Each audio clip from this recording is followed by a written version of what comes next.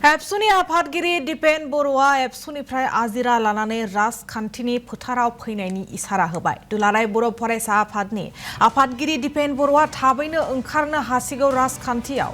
एबसुनिफ्राय आजिरा लानो थाखाय मिरु कमिटिनिसिम आर'जलाइ दैथायहरदों एबसुनि आफादगिरि दिपेन बर'आ।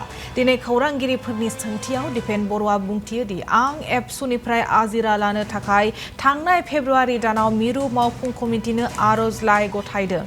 जुदि CWC कमिटिया आंखौ आजिरा होयोब्ला आं गनायगोन।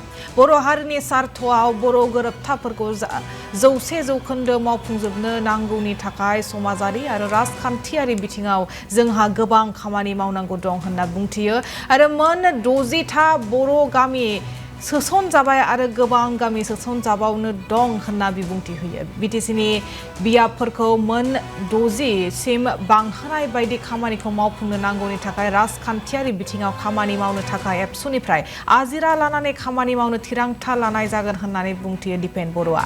बेजों लोगोसेनो बर' हारि हिसाबै रायजो सभायाव 2 आरो लकसभायाव 1 MP प्रमद बर'जों लोगोसेनो 3 MP मोननो हानाया जोंनि थाखाय थारैनो गोग्गाथाव होननाबो बुंथियो आरो बेखौ राजखान्थियारि नोजोरजों UPPL आरो BPF हानजा हिसाबै नायालासे बर' हारि हिसाबै साननांगौनि बाथ्राबो फोरमायो। बर'फोरनिफ्राय 3 MP मोननो हानायनि जोंनि थाखाय देरहासारनाय आरो गोग्गानाय। बर' गोरोबथानि दफाफोरखौ मावफुंजोबनो थाखाय जों पार्लियामेन्टआव बाथ्रा बुंनो हागोन होननानै बुंथियो मिरु एबसुनि आफादगिरि दिपेन बर'आ।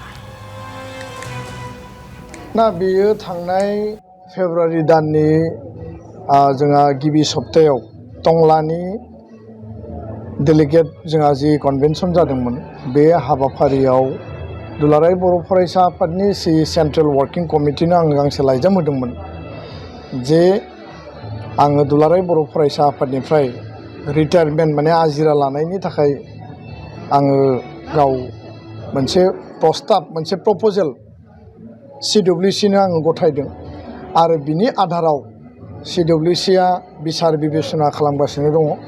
खोब गोख्रै समनि गेजेराव माबा मोनसे मोजां थांखि आजावगोन, सिद्धान्त जागोन, गासै बिथिंखौबो नायबिजिरदों जाहाथे दुलाराय बर' फरायसा आफादनि आद्रा थानाय खामानिखौ आफाद हिसाबै जातीयताबाद जातीय चेतना बड'फानि आदर्शजों माहारि दानायनि खामानि मावलांगोन। इसु एजेन्डानि गणतान्त्रिक आरो जिखिनि सावरायनांगौ खामानिखौ दुलाराय बर' फरायसा आफादा हाबा मावगोन आरो बे प्लेटफर्मनिफ्राय बिदाय लानानै सामाजिक भाबै राजनैतिक भाबै जोंनि आद्रा थानाय जिखिनि खामानि 60था गामि सोसनजाबाय सनितपुर बिश्वनाथआव आरो गोबां गामि सोबावनांगौ आरो बेबायदि माखासे एकर्ड इमप्लिमेन्टेसननि स्कुल प्रभिन्सियेलाइजेसननि जोंनि इन्टारनेल आरो एक्सटार्नेल गासै बिथिंखौ